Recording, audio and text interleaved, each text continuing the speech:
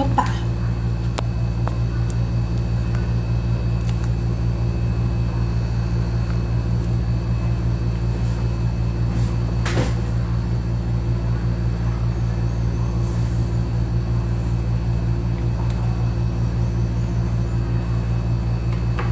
Olá, boa tarde a todos que estão entrando. Agradeço a presença de vocês.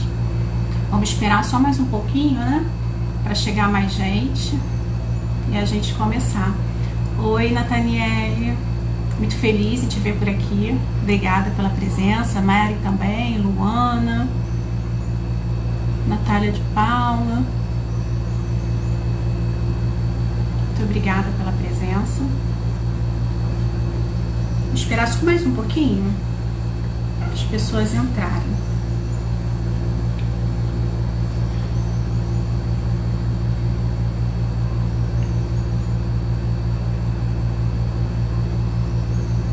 Samanta animadíssima com o tema. Ah, legal, Samanta. Deixa eu até ver se tem dúvidas aqui.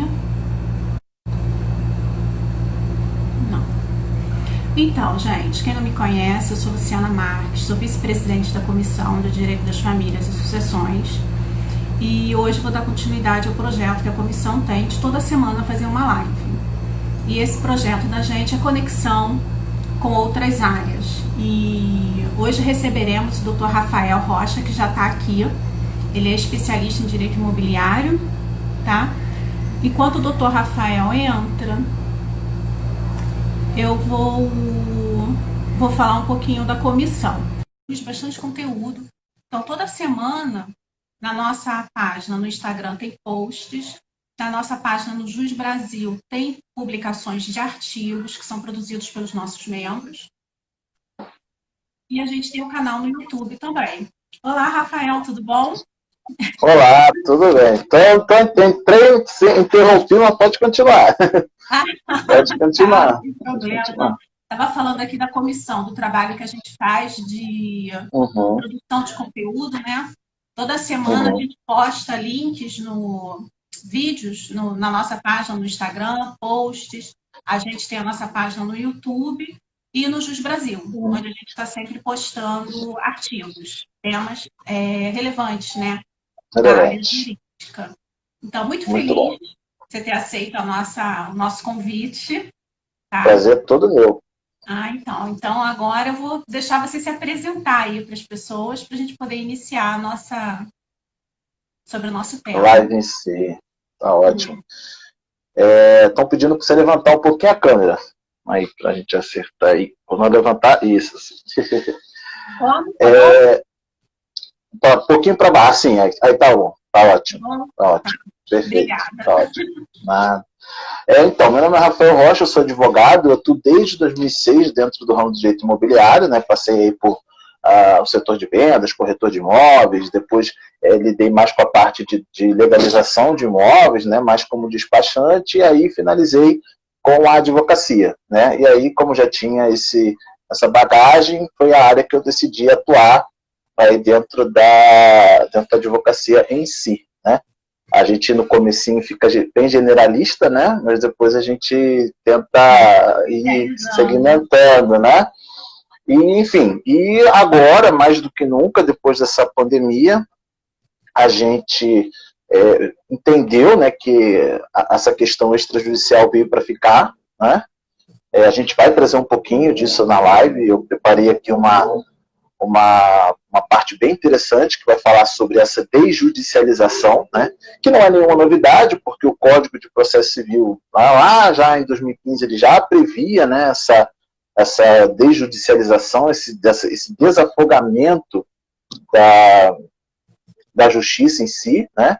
E aí a gente começa a trazer algumas outras questões também que vão, acho que, ajudar, né? Porque a gente ficou muito perdido com a pandemia, porque a gente ficou não só acostumados a parar, a gente já estava acostumado a parar, né? Porque tem recesso, tem essas coisas.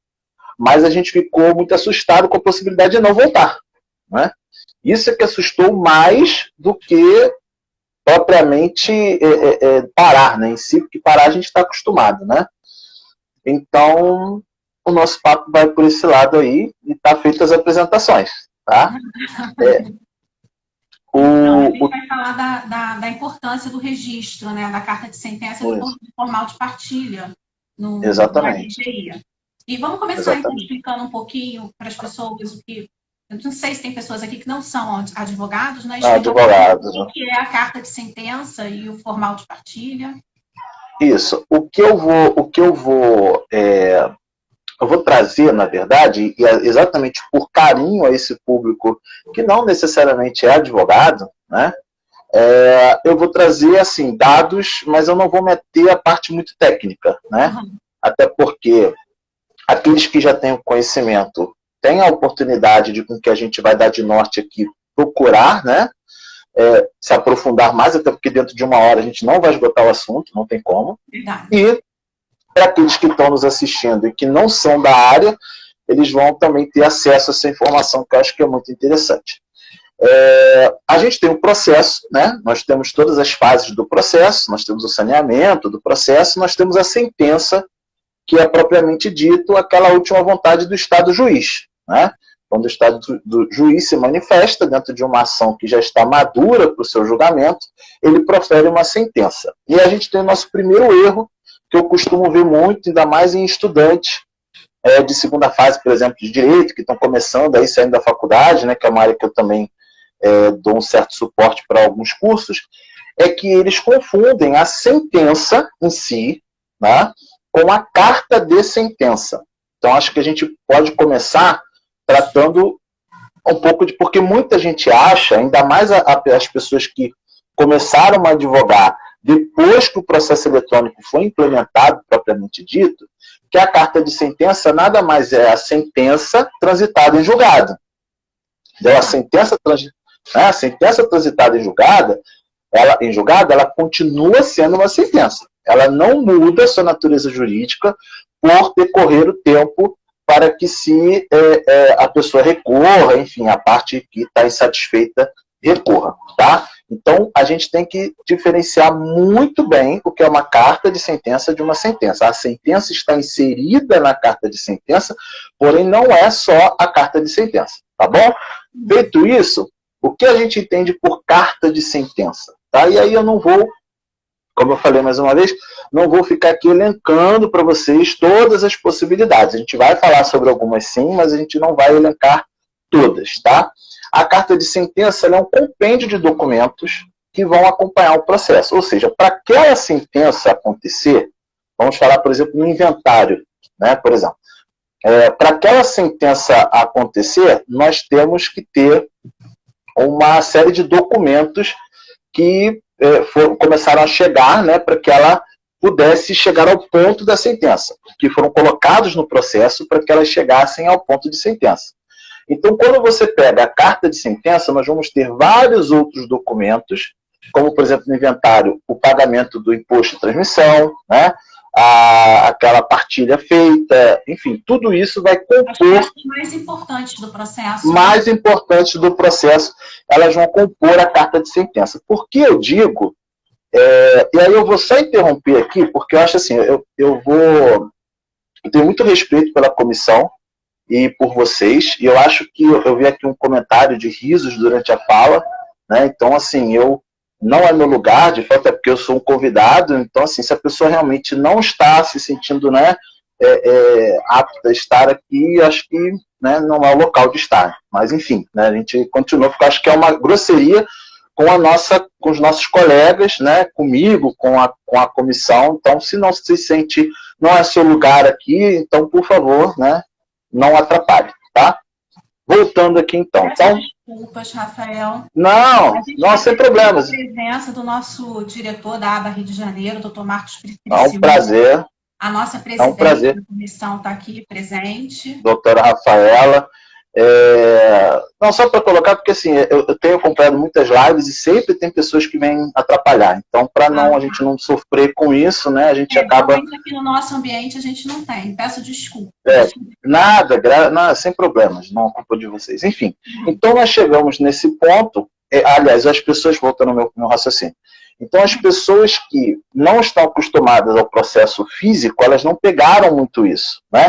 Então, como que acontecia quando a gente tinha um processo físico? Eu também comecei a advogar na transição, né, do processo físico. Algumas comarcas tinham, outras não mais, mas ainda peguei alguma coisa, até como estagiário mesmo. Ao final do processo, no último volume do processo, anexado, grampeado, na última página do processo, você tinha a carta de sentença. E aí o processo físico, você se dirigia até o cartório judicial, né? E pegava, extraía essa carta de sentença dos autos e ia fazer o registro no órgão competente, no cartório extrajudicial. Tá? Era assim que acontecia. Hoje, com o advento aí do processo eletrônico, a gente que acaba extraindo esses autos, né, do processo, a gente acaba fazendo todo esse trabalho, mas tem também essa documentação pronta, né, mas ele esbarra na questão do tempo, né? Então, algumas coisas estão acontecendo também que nos ajudam a vislumbrar aí um novo momento para essa carta de sentença, e eu vou falar, aliás, vou trazer uma informação interessante sobre isso, porque, por incrível que pareça, a gente tentando desburocratizar as coisas, a gente não consegue, né? É uma dificuldade muito grande hoje dos órgãos como um todo de realmente desburocratizar, né? Mas aí, quais são os tipos de carta de sentença que nós temos? Nós temos, por exemplo, a carta de arrematação, que é aquela carta que, quando você adquire um imóvel de leilão, né, acaba saindo uma carta de arrematação, e essa carta de arrematação ela é registrada. Tá? Nós temos a carta de adjudicação, por exemplo, né, quando nós falamos de uma adjudicação compulsória. E o mais conhecido, eu acredito aqui do nosso público, né, do público aqui da comissão, é a partilha, né, no divórcio e no inventário também. Nós temos esse tipo de familiaridade, porque é o que a gente liga no dia a dia, né, é o que a gente mais trabalha, né. E aí, uma coisa também que eu acho muito pertinente também de deixar de dica, para a gente colocar bem prático aqui esse dia a dia nosso, né? É perguntar se a gente sabe se a gente averba uma carta de sentença ou se a gente registra uma carta de sentença, falando aqui... do termo, né? Exatamente. Falando aqui dentro, né? Lembrando que por mais que o tema seja amplo, a gente vai sempre colocar aqui dentro do contexto, da comissão, tá? Uhum. Então, vamos lá. Você averba uma carta de sentença ou você registra uma carta de sentença? E eu já presenciei, tá? Num atendimento que eu fiz, o advogado na beira do balcão falando que queria averbar um formal. Né? E aí foi sumariamente, até foi muita grosseria por parte do atendente do cartório, e corrigiu o colega advogado, e, enfim, ficou aquela situação, né, constrangedora. Então, se registra uma carta de sentença. E aí faz a gente entender qual é a diferença de averbar, qual é a diferença de registrar, né, e aonde se faz isso. Quando se, por exemplo, trata de bens imóveis, né? Que é o tema que a gente vai trabalhar aqui dentro da nossa live. Bom, para a gente entender o que é registro, o que é averbação, sem entrar nas questões técnicas, isso para ficar bem fixado nas nossas cabeças e a gente não ter mais dúvida, tá? A grosso modo, mais um norte para os próximos estudos aí dos colegas, o registro, ele tem por condão afetar, ele transforma alguma característica do imóvel, por exemplo, como a propriedade do imóvel. Mas aí vamos voltar um pouquinho antes do imóvel em si. Né? É um exercício interessante para a gente entender o que é um bem imóvel. Tá? O que é um bem imóvel? Aí as pessoas eu sempre pergunto isso quando eu vou tratar com um público que não tem obrigação, né, de entender do direito imobiliário. O bem imóvel, por si só, a característica, né, a descrição de um bem imóvel não é a sua casa. Você vai falar assim, minha casa é um bem imóvel. Não. O imóvel é uma superfície, é uma fração da superfície terrestre. Então, via de regra, o seu imóvel é o terreno onde sua casa ou seu prédio está construído. Acontece que dentro desse bem imóvel existe a averbação, que não vai alterar a característica de ser um bem imóvel, tá? Mas que vai trazer um acessório, vamos dizer assim, ao seu bem imóvel, que é o seu terreno. Então, você tem um bem imóvel, que nele está averbado uma casa, ou nele está averbado uma edificação, um prédio, por exemplo, uma construção multifamiliar. Tá bom? Entendido isso, esse bem imóvel, ele vai ter uma matrícula dentro do registro de imóveis. Tá? Ele tem uma matrícula que é, na verdade, uma história que ele vai, na verdade, é um registro que se tem lá, se abre uma matrícula, e lá dentro dessa matrícula vai ter uma história de todo o percurso, venda, compra, alienação, penhora, que acabou quedando em cima desse imóvel, tá? Que são os conhecidos gravames. É uma certidão. Tanto é que para você ter acesso... Vamos dizer, que tem a origem e tudo... Isso, exatamente. Então, você, para ter acesso a esse documento, você precisa pedir uma certidão de ônus reais, tá? Você, obviamente, chega no cartório, com o endereço do imóvel, direitinho, você tem acesso facilmente, tá? E aí tem pessoas que querem por um determinado lapso de tempo, né? E aí uma certidão normalmente mais completa, as pessoas costumam falar, eu quero uma certidão vintenária desse imóvel. O que é uma certidão vintenária do imóvel? É uma certidão que compreende os 20 anos da data da solicitação para trás. Então, se você vai no cartório e pede uma certidão vintenária do imóvel, você está pedindo uma certidão que consta informações do imóvel de 20 anos para trás. E aí, quando você tem acesso a essa matrícula desse imóvel, você vai ver que vai ter lá R1, AV1, R2, AV2, numa linha lógica e temporal de acontecimentos. Você não vai pegar nunca um registro de imóveis bagunçado. Entendeu? Então você vai ter sempre uma linha temporal. Olha, foi vendido em 1900 e tanto, foi comprado em 1000, entendeu? Então você sempre essa linha de fatos e aí você vai conseguir entender o que está acontecendo. São fatos que alteram. Então, por exemplo, uma compra e venda. Né? Exatamente. O imóvel em si. Então, por exemplo, você... Altera a informação, né? Exatamente. Por exemplo, você vai comprar um imóvel, tira a certidão e descobre que lá tem um registro de um usufruto, né?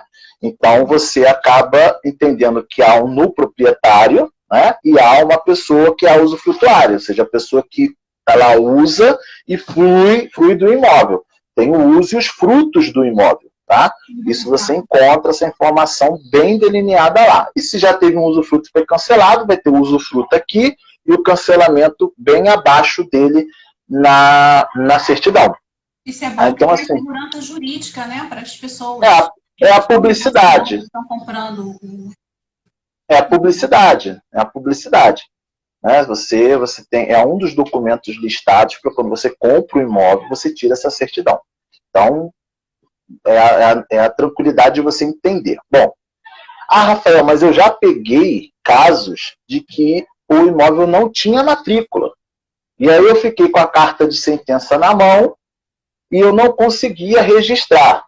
Quando isso acontecer, porque vamos lá, a Lei de Registros Públicos, ela é de 1973, tá? De 1973 para frente, nós começamos a ter um maior aprimoramento dos registros e dos outros serviços cartorais, né? Porque a Lei de Registros Públicos é de 1973, a Lei 6.015. Então, a partir desse momento, nós temos a abertura das matrículas. Pode acontecer de algum imóvel que não teve nenhum tipo de movimentação antes de 73, não venha ter matrícula. Então, você vai... É muito estranho, é muito difícil acontecer, mas você pode pegar aí um casal centenário. Entendeu? Então, vai acontecer de ele ter comprado a casa lá atrás e o imóvel não ter matrícula. E aí você vai ter essa... passando por várias situações e ninguém ter procurado para fazer o registro. Exatamente, exatamente. E aí você vai se deparar com um imóvel sem matrícula. Então, no mesmo ato que você for registrar a sua carta de sentença, também vai ocorrer a abertura da matrícula desse imóvel, ao mesmo tempo. Tá? Não é algo que, meu Deus, não tem matrícula, vou ficar com essa carta de sentença aqui. Não. Ela vai poder ser registrada com a abertura. Né? Exatamente. Aí vai ter uma série de situações, aí vai depender de cada registro de imóvel, né? Cada cartório vai ter aí a sua especificidade, claro que dentro de uma normativa, dentro do que a corregedoria pede, né? Se ele pedir algo além, né, você tem a vara de registros públicos para dirimir esse tipo de arbitrariedade, né, de exigências, você pode levar aí seu registro a ser discutido, e aí o juiz, né, vai substituir essa exigência ou vai anular essa exigência feita pelo cartório. Porque como não tem urgência, né, até às vezes quando a gente compra e vende um imóvel, o comprador muitas vezes não tem aquela urgência de pegar e ir lá formalizar, pegar o contrato de compra e venda, a escritura. Quando à vista, sim. Quando à vista. Né? Então as pessoas aqui ficando, né, tranquilos e de repente ela tem que resolver tudo e tem várias coisas, uma em cima da outra, fica caro. Exatamente. Comprar ainda é muito caro, né? Você hoje corre esse risco quando você compra um imóvel à vista, né? E quando você compra um imóvel financiado, você acaba por ter que levar essa documentação para o banco, né? A instituição financeira, ela acaba, se não tiver tudo ok, ela acaba não financiando. Né? Obrigando a pessoa a fazer a fazer todo o procedimento, né? Aí que dá o desespero, porque a pessoa às vezes está com a carta de crédito vencendo, entendeu? E aí não consegue acabar, né? Formalizar, terminar aí o procedimento de compra e venda. É uma tristeza. Esse é um ponto que eu quero conversar também aqui com você aqui durante essa live. É um ponto muito interessante, inclusive um nicho muito interessante para nós advogados, né? Ou para quem trabalha no ramo, porque é algo que a gente pode fazer, pode ganhar e não necessariamente depender só do processo, né? E aí a gente falou da matrícula. Então a matrícula é esse registro de tudo de tudo que a gente pode ter dentro dessa história do imóvel. Tudo, absolutamente tudo vai estar lá, tá? Claro, tudo que foi registrado, tá? Vai constar nessa matrícula do imóvel, tá? Então, se vocês tiverem curiosidade, eu até separei aqui. Rafael, não entendi bem o que é averbação. Tá, a gente falou do registro. Então, o registro, só para a gente completar aqui o raciocínio, o registro dentro da matrícula ele vai alterar essas características. E a averbação, ela só vai ser uma anotação de situações que devem constar lá, mas que não necessariamente vão mudar a natureza do imóvel. Por isso que a gente fala que a gente averba o divórcio. Ou a gente vai averbar, por exemplo, um casamento.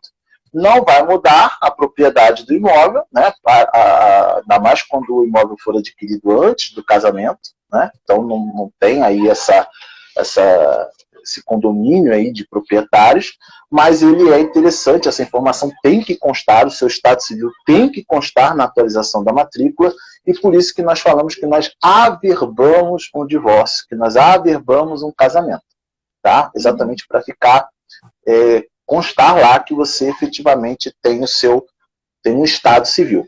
E aí, se realmente não ficou muito claro, como eu falei, a gente tem um espaço de tempo aqui relativamente curto para poder tratar sobre essas questões, a gente vai lá na Lei 6.015 de 73, que é a Lei de Registros Públicos, tá?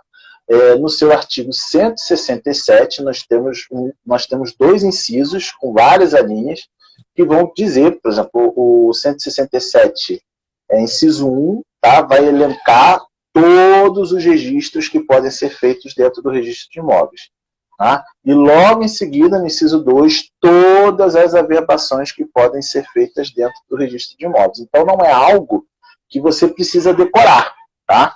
Eu sou da corrente que diz que esse rol que aparece no 167, ele é meramente exemplificativo, tá?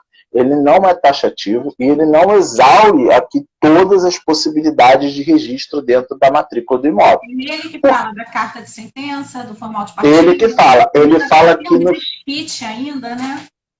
Isso, exatamente. Exatamente. Ela está aqui, ela é uma das, se não me engano, ela é uma das últimas aqui que ele fala, tá? É uma das últimas alíneas aqui, são 44 alíneas, e aí você vai encontrar ele aqui, e obviamente depois em averbação você vai encontrar a questão do divórcio, a questão do casamento, vai estar tudo ali bem exemplificado, então não precisa decorar que está no dispositivo, tá? Como eu falei, ele não é algo que está exaurindo, ele não está ali exaustivamente falando sobre todas as possibilidades. Por quê? Mais uma vez, temendo não ser repetitivo.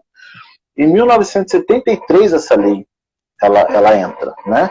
E aí, como a doutora bem colocou, a gente está falando ali de desquite ainda, né? De todo aquele procedimento, e não era o que a gente vive hoje. Então, existem sim uma infinidade de coisas que podem ser colocadas, tá? Então não se prendam a isso. Existem correntes e com a devida vênia eu rechaço, que dizem que ali é taxativo. Não tem como, porque o direito ele está em completa e, né, sucessivas mudanças. Então uma lei de 73, por mais que ela vire uma colcha de retalhos, né, ela sempre vai ficar devendo alguma coisa à realidade que hoje anda muito mais rápido. Na verdade, ela vai evoluindo, né? E a lei demora um pouco mais para ser atualizada. Exatamente, tem todo um procedimento a ser observado. E aí, nesse ponto aqui... Essa carta de sentença, resumindo para quem chegou agora, né? A gente pega essa carta de sentença no cartório e leva ao RGI e ela vai ser registrada. Exatamente. E aí, nesse ponto entre registrar, tá? Antes de falar sobre isso, eu queria só explicitar uma situação para a gente, na prática mesmo, oferecer esse tipo de serviço aos nossos clientes, tá? E aí entrar no registro propriamente dito. Por quê? Eu, como na época de corretor, e depois atuando no jurídico de algumas construtoras, eu acabei vendo o quê? A pessoa tem um péssimo hábito de... Ela tem toda a vida dela documental pessoal certinha, ela tem os diplomas dela guardados numa caixinha, numa pasta, ela tem a sua... Enfim, tem tudo. Mas ela não tem essa preocupação de ver como a documentação do seu imóvel está. E aí, uma coisa que eu sempre falava com os corretores é que venda é rapidez, venda é celeridade.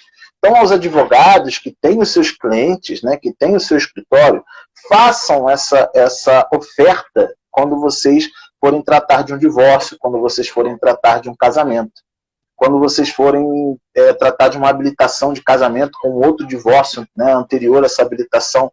Então, é o seguinte, o imóvel precisa ter liquidez. A gente vai falar sobre isso no final de novo da live, que é o fechamento aqui do nosso tema. O imóvel tem que ter liquidez. Então, se você oferece um serviço de averbação de um casamento, de averbação de um divórcio, mas o meu marido não tem participação, porque esse apartamento eu comprei antes de conhecê-lo, ou a minha esposa, enfim. Não, essa informação, por mais que esse bem não tenha nenhum tipo de comunicação com o seu patrimônio, ela precisa constar, né, precisa ter essa atualização dentro da matrícula do imóvel. E isso é muito importante no momento que você vai vender. Porque se eu estou falando que a venda é rapidez, eu coloco uma certidão, por exemplo, que já aconteceu, não pensem que é difícil acontecer. Quando eu vou levar o meu imóvel a registro, eu toda hora caio numa exigência. Então, esse serviço de você ofertar coisas preventivamente para que os bens do seu cliente tenham essa liquidez, possam ter essa rapidez numa hora de compra e venda, porque bens são isso, né? A gente dispõe deles. A gente tem um carro, pode vender, aconteceu alguma coisa, a gente vai lá, vende, dispõe do valor, e assim a vida segue. Se esse imóvel não tiver com essa documentação cristalina, isso atrasa muito e pode levar, sim, à desistência do comprador. Então, é um serviço de extrema inteligência que a gente não, de extrema importância que a gente não utiliza. Tá? Então, nós temos que ter essa preocupação de ofertar isso para o nosso cliente. Passado isso, a gente leva, então, essa carta de sentença para o registro. Hoje, a gente tem uma dificuldade, que é a morosidade, né? Para que tudo isso aconteça. E aí, a gente discutiu isso no final de semana passado, né? Eu e a doutora Luciana, na pesquisa que ela fez para essa live, ela acabou encontrando um provimento do CGJ, né? Da Corregedoria aqui do Rio de Janeiro, que diz que não é uma novidade, tá? Vou começar falando que isso não... Isso, o provimento 42. O que ele diz? Que essa carta de sentença, né, prestigiando aí o que fala já lá o Código de Processo Civil de 2015, ela pode ser feita dentro de um cartório de notas, tá? Ela pode ser feita dentro de um cartório de notas aqui no Rio de Janeiro, tá? No estado inteiro do Rio de Janeiro. Agora, agiliza bastante. Então, o que você vai fazer para que essa carta... Às vezes o cliente tem uma certa, né, pressa e você não pode esperar, né, e também no intuito de desafogar, se houver recursos para isso, você se dirige até um cartório de notas, não é o registro, tá, gente? Existem dois tipos, a gente vai falar de dois tipos de cartório aqui nessa nota. Cartório de notas, que normalmente faz escritura, né, que faz as atas notariais, e os cartórios de registro de imóveis. Nós estamos falando de levar isso para o cartório de notas, para depois levar ao de registro de imóveis. No cartório de notas, você vai pedir carga do seu processo lá no cartório judicial, vai levar essa carga, se for físico, obviamente, vai levar esse processo até o escrevente e ele lá vai fazer a carta de sentença, substitutiva a esse ato que deveria acontecer dentro do processo. O que eu ganho com isso? Celeridade. Tá? Uma sentença notarial, né? Notarial, exatamente. E ela vai ter a mesma validade e não vai ser questionada pelo juiz, ela terá a mesma validade de uma carta de sentença. Isso já era para estar acontecendo há bastante tempo, né? Porque isso já acontece há bastante tempo. Às vezes tem cartório que a gente tem que peticionar pedindo para que eles façam a carta de sentença. Aí você tem que ir lá, tirar a cópia das peças, entregar para eles, o funcionário autenticar, você pagar as custas para te estimar de que aquilo está pronto para você pegar. Então, essa vivência que a doutora tem mais do que eu, né? Porque está vivendo aí o direito de família. E, assim, realmente, às vezes você está com um cliente, por exemplo, querendo se habilitar num casamento, né? Querendo mudar de vida, querendo vender o imóvel dele, está lá presa ainda essa carta de sentença que não sai de jeito nenhum. Há uns anos atrás, eu tive um problema. Há muito tempo, logo assim que eu comecei a advogar. Foi um divórcio consensual que eu fiz. Peguei a carta de sentença e entreguei para o casal.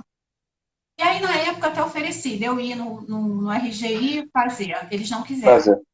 Aí, um ano e pouco depois, eles me ligaram, porque eles estavam com o problema que o vendedor ia desistir da compra do imóvel deles porque não tinham a carta de sentença. Meu Deus, eu dei a carta de sentença. Mas o RGI não está aceitando, não sei o que tá. Aí eu fui lá no RGI ver o porquê da exigência. O corretor, ele só levou a sentença. É isso, Não sei se ele foi certo, se ele soltou, só levou a sentença. A sentença. E assim, foi um estresse para aquele casal e para mim, né? Porque eles estavam falando que eu não tinha feito isso direito. Não, e olha só o problema. Aí eu tive que explicar, olha, fala com o seu corretor, que é para ele levar o documento inteiro, a pastinha, porque naquela época fazia uma pastinha. Faz uma pastinha. E entrega lá. Então, a aí você vê que não é algo da minha cabeça, né?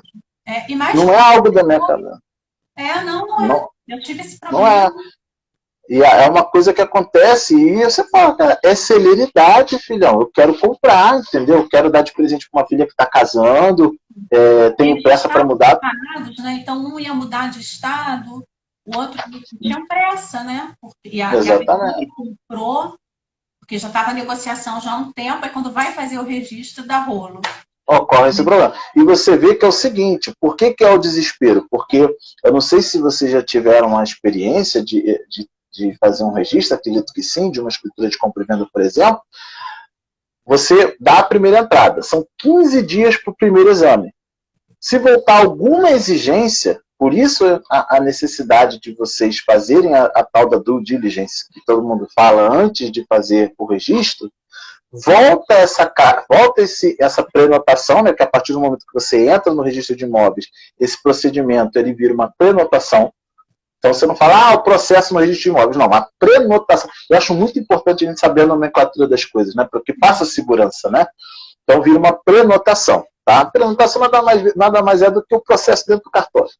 Mas essa prenotação, ela volta com essa exigência, e aí você demora, às vezes, uma semana para resolver a exigência que eles colocaram, você dá uma reentrada nessa prenotação, e ela demora mais 15 dias para poder ser reexaminada. Então, nessa brincadeira aí, você já perdeu 30 dias aí brincando. Depender de fazer uma nova carta de sentença, porque a outra é anulada porque falta parte. Exatamente. Vai demorar muito mais, né? Porque muito mais tempo. Processo, peticionar, tudo. Então, vale a pena. Agora. Tudo direitinho. Exatamente. Faz a diligência, né, que chamam de due diligence, né, se não me engano o nome, que nada mais é do que fazer um checklist de tudo para nada ir errado, tá? Temos uma má notícia, porque com toda boa notícia, sempre vem uma má notícia dando as mãos, né? Desses atos que a gente, dentro da carta de sentença notarial, nós vamos ter a própria carta, que provavelmente sai uma certidão, tá? O custo dessa carta e o custo da cópia autenticada de cada documento.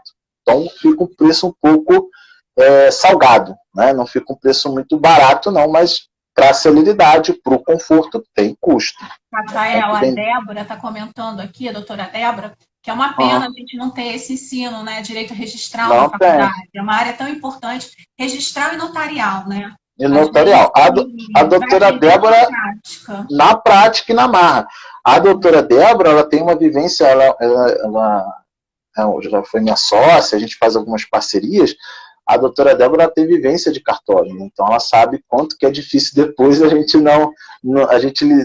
deparar, né, com profissionais que não saibam, né? E a advocacia extrajudicial, basicamente, ela é registral e notarial, se você parar para pensar, né? Tem a conciliação, tem a mediação, mas a gente resolve muito problema dentro do cartório extrajudicial, né? Não precisa necessariamente do processo para...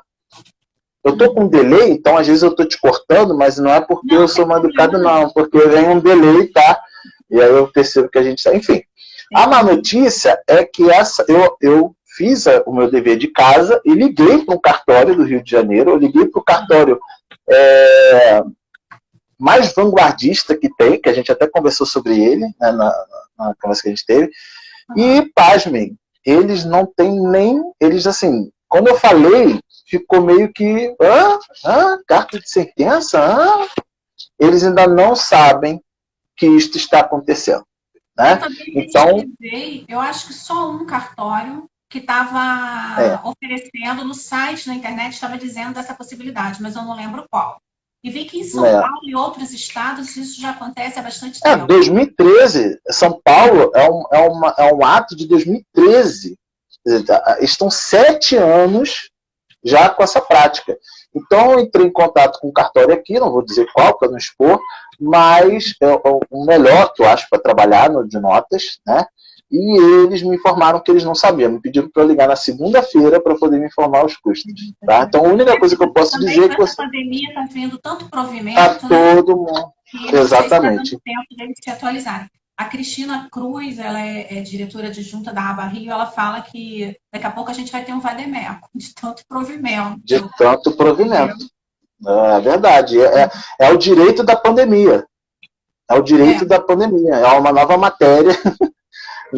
A doutora Débora, ela atua também na área que ela comentou agora, ela atua na área de trabalhista. A gente fez uma live e um material também da 14.020, né? Na trabalhista também existe o direito da pandemia dentro da trabalhista. Então, a gente vai ter que estudar e ler muito para poder se atualizar com tanto de informação que está aparecendo aí. Né? Então, para as pessoas que forem procurar por esse serviço, ainda vão encontrar uma certa resistência aí do cartório, tá? 2 cartórios. Então, espero que tenham sorte aí nessa empreitada, espero que consigam. Mas uma coisa que já posso adiantar é que cada página vai ter o custo de uma cópia autenticada, se não me engano, já está na casa dos R$8, tá? Então, cada R$8 e alguns centavos. Então, já vai se preparando, porque eu acho que não vai ser algo barato. R$3 e pouco cada página. É um pouco mais barato, mas demora muito mais. Demora muito mais. Demora muito mais. Há pouco tempo, um formato de partilha. Então, mas aí vale a pena. A gente tirar a cópia do processo inteiro, né? Porque o funcionário do cartório olha e fala, está faltando tal documento. Apesar de não estar na lei, o tal documento, mas se ele cismar que ele precisa daquele documento, ou se ele realmente precisar para esclarecer alguma dúvida, o cartório, né? O examinador.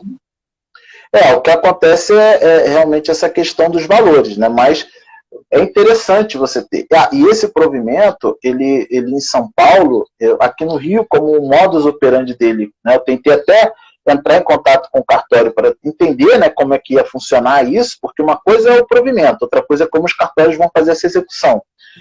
Porque em São Paulo é muito interessante, porque eles te dão uma cópia física dessa carta de sentença notarial e uma cópia virtual, uma cópia eletrônica. Então você fica com esses 2 documentos para usar aí, enfim, aí você entrega para o cliente, né? Enfim, com essa validade, né? Com a física e com a eletrônica, você tem essas 2 possibilidades. E realmente fica difícil você se limitar àqueles documentos mais sensíveis, né? Porque numa dúvida do examinador, ele pode sim, é um direito dele, pedir para você as outras páginas, né? Aí se esse processo aí você dá o azar de ter sido até arquivado, aí tem todo aquele desarquivamento, e se for físico ainda aquela situação chata que a gente sabe. Levar em conta que como não tem urgência, mesmo que você oriente o cliente, que ele não queira que você faça, você oriente a ele que ele tem que levar, ele pode guardar aquilo ali na gaveta e deixar. No dia que eu for vender o imóvel, Exatamente. E eu acho muito importante também o advogado não vincular a contratação do divórcio, do inventário, com o registro. Tá? Eu não acho interessante você vincular. Eu acho interessante você, exatamente por conta, falando mais assim, de prática mesmo, né? Eu acho interessante você fazer um contrato para você fazer o divórcio, acompanhar até o final, o inventário até o final, encerra-se ali, e uma nova fase é o registro, tá? Porque aí eu acho que é uma forma melhor de trabalhar e também traz um ganho melhor, né? Eu acho que também extrapola um pouco... E na prática, você já pegou algum caso, Rafael, por exemplo, da pessoa ir registrar a carta de sentença ou formal de partilha e chegar lá, não dá para registrar porque tem atos anteriores que deveriam ter sido registrados e não foram? Tem. Isso acontece muito. Como eu te falei, são... a gente não vincular, né? A nossa Exatamente. Do nosso serviço, você disse tudo. Vai acabar quando eu registrar o... Eu estou falando certo? Registrar, né? Isso, registrar. Isso. E aí, se tiver um rolo, eu vou ter que resolver esse rolo que está no meio do caminho, né? Exatamente. Você tocou num ponto essencial. Já aconteceu e acontece demais, de você descobrir várias outras situações que envolvem o imóvel e você simplesmente não ter que ficar preso àquela situação porque você disse que ia resolver aquilo para o cliente. Você vai registrar. Você fala assim, olha... É impossível, né, de resolver. Quase que impossível. Não, vai gerar, às vezes, um outro processo. 3 anos ou mais. Vai gerar um outro processo. E aí, como é que você explica para o cliente que aquele outro processo nada tem a ver com o que você faz? E sim, é algo impeditivo do que você tem para fazer. Né? Então, é bem complicado. Então, separem direitinho. Uma vez eu também tenho, até tem advogados até que o recurso eles estão fazendo em contratos separados. Né? Eu te represento na primeira instância. A partir da segunda instância, é um novo contrato, nova procuração. Quanto a isso eu ainda não fiz, mas eu faço assim, ao término do divórcio ou do inventário, eu faço um termo de que a pessoa está ciente de que ela tem que levar aquele documento ao RGI, ela tem que averbar onde ela casou, né, na certidão de casamento, tudo, porque amanhã ela não falar que ela não foi orientada. E aí, nesse momento do termo, que eu ofereço, se a pessoa quiser, eu posso cuidar disso para ela. Mas eu não vinculo, justamente por isso, porque eu já participei de consultoria em compra e venda de imóvel, e aí, quando eu fui ver, a história era realmente do imóvel, era da pessoa, mas ela veio passando do avô, o bisavô, que doou para o primo, que não sei quem, no inventário renunciou parte da herança e foi para não sei quem. Então, assim, era uma confusão. E aí eu falei, não dá, porque de repente eu me comprometo a registrar uma carta de sentença, mas a pessoa não está nem parte daquele documento ali. Não sei. Também partilhar um imóvel que não está ali seria uma posse. Aí seria uma posse. Mas eu já peguei um caso muito complicado e que eu tive que ser até muito enérgico também. É um caso emblemático que eu uso em quase todos os exemplos que eu dou, que foi um caso de uma... Olha como é complicado isso e realmente a compra e venda tem que ser acompanhada de advogado, ela não tem como. Foi uma escritura que eu acompanhei, uma colega minha, inclusive, parceira minha, me fez acompanhar ela nesse processo, nessa escritura. E aí, quando ela foi assinar, foi passando essa informação batida por todos os sujeitos, né, que estavam envolvidos. Quando ela foi assinar, descobriu que ela era casada. Na verdade, ela tinha uma união estável. Essa união estável não se comunicaria, obviamente, porque o imóvel que ela estava vendendo não se comunicava com esse momento, né, com esse matrimônio que ela tinha, mas ela forjou uma compra e venda que não constava dentro da matrícula do imóvel. Ela forjou uma compra e venda, que foi da irmã dela, que era dona de 50% do imóvel. Ao invés de elas fazerem a doação e pagar o imposto de transmissão, que é caro, que é alto, que a alíquota é mais de 4%, ela quis fazer uma simulação de venda para pagar, na época, 2% de TBI. Claro que entre 4% e 2%, todo mundo vai preferir pagar 2%, né? Mas se fosse a alíquota do imposto de transmissão.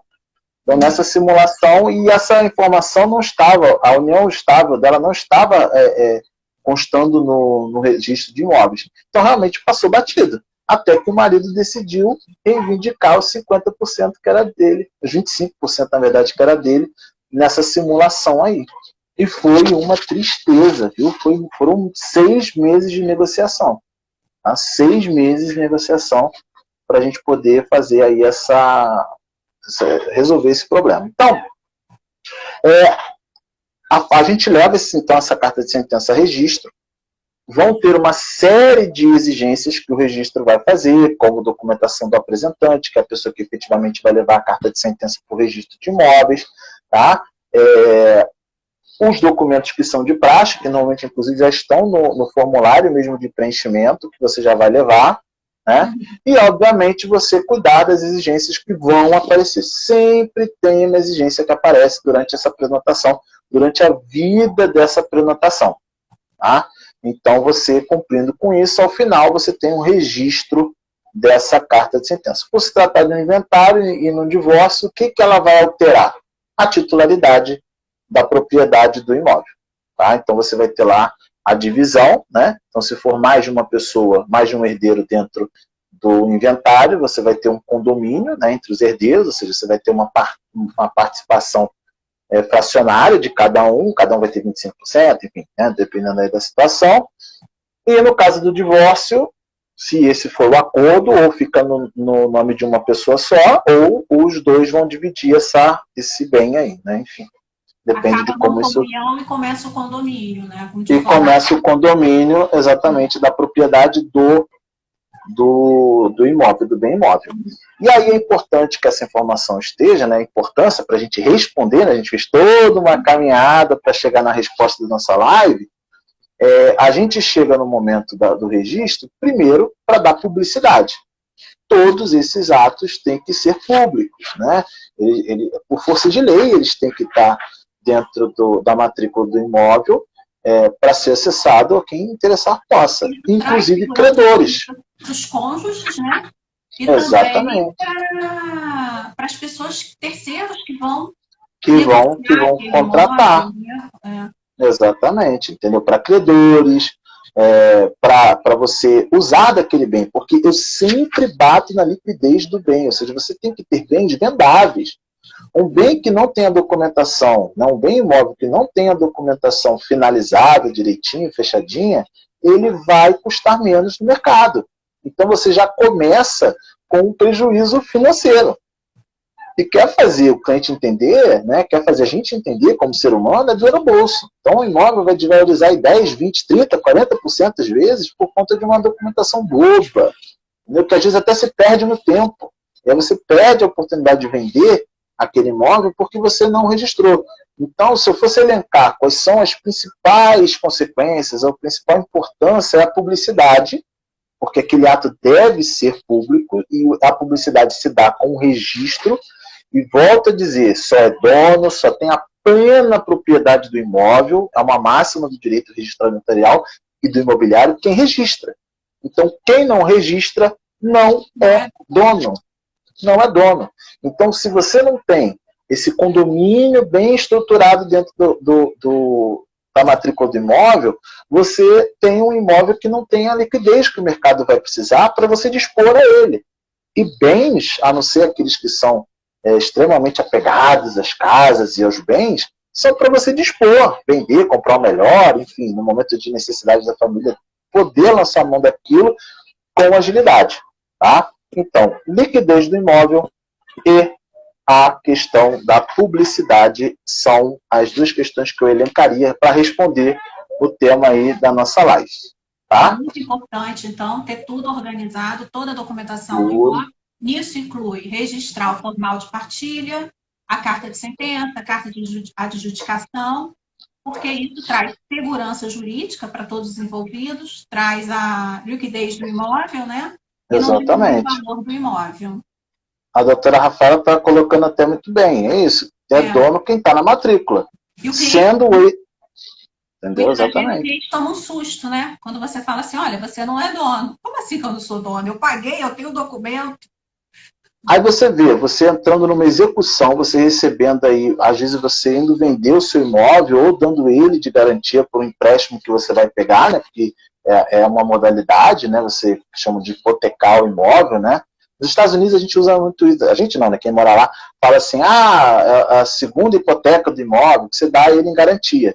E aí vamos supor que você vá lá dar o seu imóvel em garantia, comprou, está com a escritura ainda debaixo do braço, dentro da gaveta, e o banco vai falar, não vou te emprestar o dinheiro porque você não é dono. Ou pior do que isso, olhar na matrícula do imóvel e ver que tem uma série de execuções aí, de penhoras do antigo dono, de dívidas que aconteceram depois da sua compra, ou seja, você comprou o imóvel, o antigo dono começou a contrair dívidas, e aquelas dívidas foram em cima do imóvel, porque no registro de imóveis, quem é dono é o antigo dono ainda. E aí, muito. Às vezes você tem que entrar no processo para dizer que aquele imóvel não é mais dele, aí junta a escritura, mas há anos. Você perdeu o que você pagou. Imagina, as pessoas juntam muito dinheiro, e às vezes é aquele dinheirinho da vida toda que a pessoa juntou, não tem como, né, conseguir outro. Da vida toda. Exatamente. Aí fica. Imagina, você receber um cliente no seu escritório com esse desespero. Né? É bem complicado. Né? Enfim, são esses cuidados que a gente tem que ter, é esse tipo de trabalho que a gente tem que realmente colocar, né, à disposição do nosso cliente. Fazê-lo entender que existem procedimentos que não podem deixar para depois, ou no mínimo se resguardar como a doutora faz. Olha, assina aqui que você está ciente de que isso tem que ir a registro e que há consequências jurídicas se você não levar, e que, enfim, né? E oferecer isso como um outro serviço mesmo, né? E antes mesmo de precificar, tá?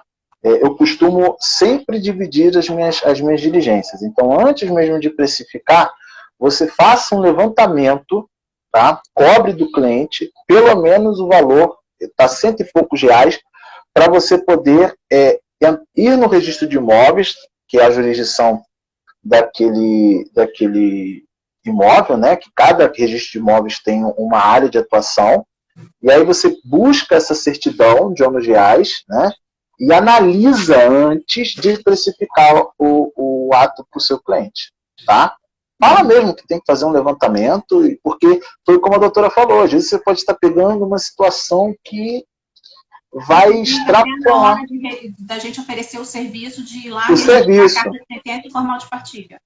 Exatamente. Gente vai o ônus reais para ver se dá Exatamente. Antes mesmo de ir com a carta de sentença, busque, né, tire a certidão de ônus reais, porque nos emolumentos da carta de sentença, você tem a opção de escolher que se vai sair ao final do registro daquela carta de sentença uma nova ônus reais ou não. Então você já coloca lá dentro do preço que você vai oferecer, você já marca a opção de que você quer uma nova certidão de ônus reais ao final, mas antes cobre essa diligência do seu cliente e explique isso para ele. Olha, pode ter outras coisas, então eu preciso que o seu imóvel tenha uma linha lógica de raciocínio para a gente chegar nessa carta de sentença. Entendeu? Porque às vezes a gente está falando da carta do divórcio, ele nem averbou o casamento. Entendeu? Então, para evitar esse vai e volta de informação, a gente tira a certidão de ônus reais, analisa tudo que tem para analisar, e aí sim dá seguimento ao serviço. E aí com mais tranquilidade de precificar para o cliente. Olha, vai ser X, tá? Porque realmente, se você não precifica, você acaba tendo muito trabalho sem o devido retorno, que é justo para o advogado. Tá bom? Tá bom. Olha, Rafael, foi um prazer. Né? Adorei a live. Muito legal, muito legal. Bem leve, live, bem... né? Uma eu fiz no seu perfil, né? Isso, já é a segunda que a gente faz, né? É a última live da pandemia. Prometi para mim a última live da pandemia. Ah, mas foi um prazer. Eu agradeço muito o convite, a confiança depositada em mim, porque é um público, né? E a gente tem que ter a tranquilidade de saber que a pessoa vai agregar alguma coisa. Agradeço a doutora Rafaela, agradeço a você, a comissão como um todo, e estou à disposição, sempre que precisarem, dentro desse parco conhecimento, né, que a gente tem, a gente tenta agregar para os nossos colegas. E se eu pudesse dar uma última dica, corram atrás desse mundo extrajudicial. A doutora Luciana, ela faz a mesma pós que eu, entrego logo, de direito extrajudicial, e a gente está exatamente correndo atrás de ser um diferencial no mercado, tá? Então, acredito que seja algo que deve ser copiado aí e seguido por todos os colegas que estão acompanhando aí a live. É verdade. Tá? E sorte a todos. Então, a nossa presidente aqui está agradecendo a sua participação na comissão. Tá? Obrigado. Muito obrigado, Rafael.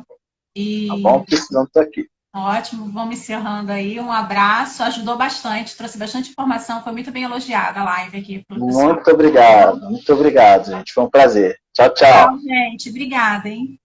Tchau. Tchau.